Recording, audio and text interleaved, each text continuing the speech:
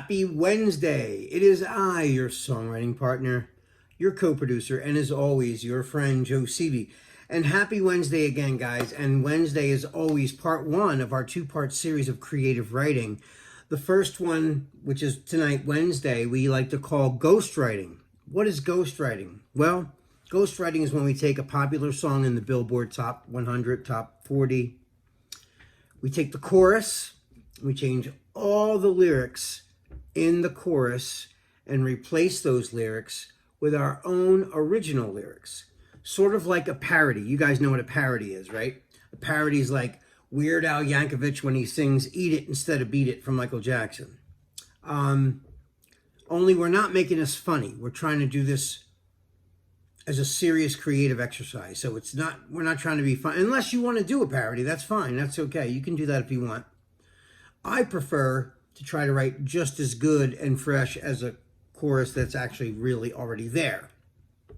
And why do we do this exercise? Well, why wouldn't we do this exercise? It's a great exercise to keep your mental chops in shape. It's a really great exercise, especially because it's forcing you to maybe unlearn a song you've heard your whole life, and now you're going to change the lyrics to, let's say you did Dust in the Wind from the band Kansas, for those of you who know what song that is. To rethink those lyrics after you've heard them since the 70s is almost impossible. Or let's change the words of Stairway to Heaven, right? Or even Michael Jackson's Beat It. Let's change the words in Michael Jackson's Beat It. Not like Eat It, but like just as good lyrics. Not funny, not trying to be funny. Rewrite all of Beat It or Thriller. That would be hard to unlearn what you've already listened to for, decades, So it would be really hard to unlearn that. But it's a great exercise for you because it also helps on what I like to call the first verse curse. As a songwriter myself, when I write a new song, I have a verse, I have a pre-chorus, I have a great chorus, and then we get to chapter 2 or verse 2. What do I say then? I put all my best stuff in the verse 1, pre-chorus and chorus. Now I'm stuck at verse 2. This happens to a lot of people. Happens to me a lot. That's why I like writing with other people. It's always good to bounce ideas off another person. Now, do I write by myself? Of course I do. But I don't love to write by myself. I love writing with other people. It just gives you another thought process and someone else's, thinking process. And, when you exchange ideas, great things come from those things, And, but this is a great exercise just for doing by yourself at home, working this out. The song that I feature tonight is a song by Kelly Clarkson. It's called I Dare You, is the name of the song. And, I just want to say this real quick. When you do this exercise, there's no rules in what you write about. You can write whatever topic you want to talk about. You could write about magic. You could write about a beautiful day spent in a park. It doesn't matter what it's about. That's on you. The only rules are, it's got to rhyme. It's a song. It's got to rhyme. It's got to tell a story, and it's got to make sense. What do I mean by that? It means that everyone listening should understand what you're talking about pretty quickly, or get the idea, get what the message of the song is. I mean, everyone's going to have a different interpretation. A lot of people do that, but it shouldn't be like an inside joke between you and someone else and no one else gets it but you two, It should be something that everyone understands. Even if it was translated to Italian and your song played in Italy, even during the language barrier, people would understand what you're talking about in the Italian version, if you can understand that. Okay, so anyway, getting back to the song. or getting back to the process of how you write the song, okay? This is very important. When you listen to the song, I want you to really, really pay close attention to the lyrics. Now, I'm going to post the lyric video here, so you'll see the lyrics come up.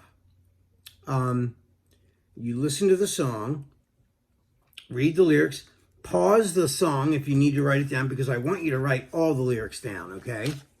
So I'm going to show you the way I do this too. Not right yet, but I'm going to show you. Excuse me. When you listen to these songs, I want you to be in a room by yourself, door closed. I don't want you multitasking. I don't want you trying to finish your crossword puzzles. I want you to really listen to the song. Listen to the song about 5 or 6 times too. Write it down. When you write the words down, I want you to write the first line of the artist at the top. Leave a space in the next line for your lyric. And also, I want you to put a little beeline or a dash between each word. And if it's a 2-syllable word or a 3-syllable word, I want you to put those dashes between each syllable as well, okay? Like if you say enough, that's a 2-syllable word. So it's E-N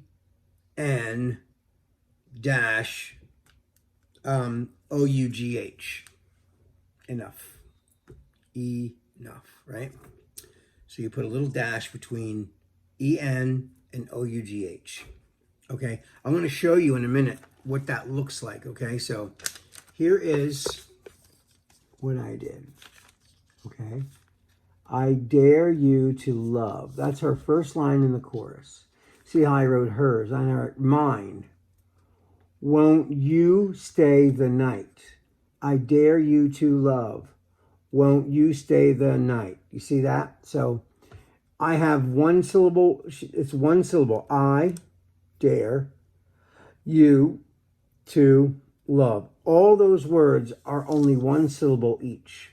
So are mine. Won't you stay the night? They're all 1 syllable. You see that? And then I see how I put dashes between each word. So I do that on purpose. So you can line all your words up with their words. So you don't have, too many words or too little words that they have.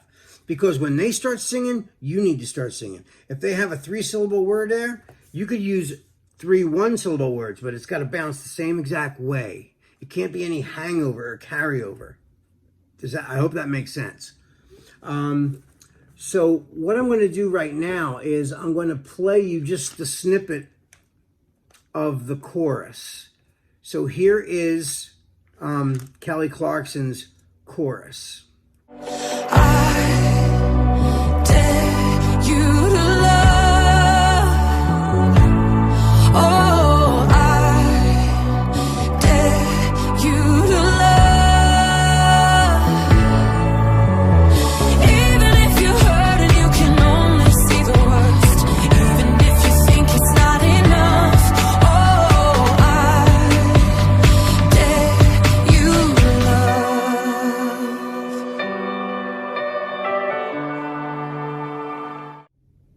Okay, so we're back. You see that, right? You saw how it was. Now you can always pause that when you need to. Make sure you get every word and write it down. And that way you're lining your words right up underneath hers, okay? So that way there's no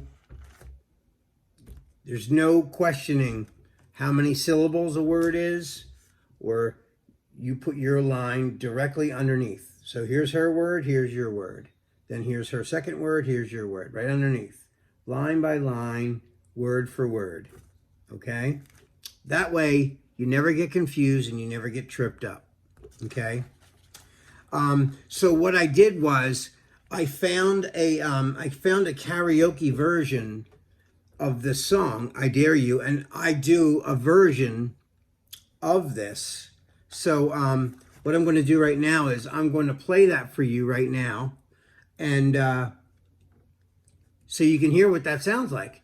My version I found a karaoke version, so I'm going to sing it right over the karaoke version with my lyrics. So here it is. Won't you stay the night? Yeah, won't you stay the night? Look me in the eye, tell me that you don't feel it too. When we get together, sparks ignite. Yeah, won't you stay the night? And that, my friends, is the whole chorus right there. All right, guys, I can't wait to see what you guys write for that chorus in the ghostwriting. All right, guys, that is all the time that we have for tonight. This is your songwriting partner, your co-producer, and as always, your friend Joe CB signing off. I love you guys, miss you, and I will see you guys tomorrow. Sleep well and be safe. Peace.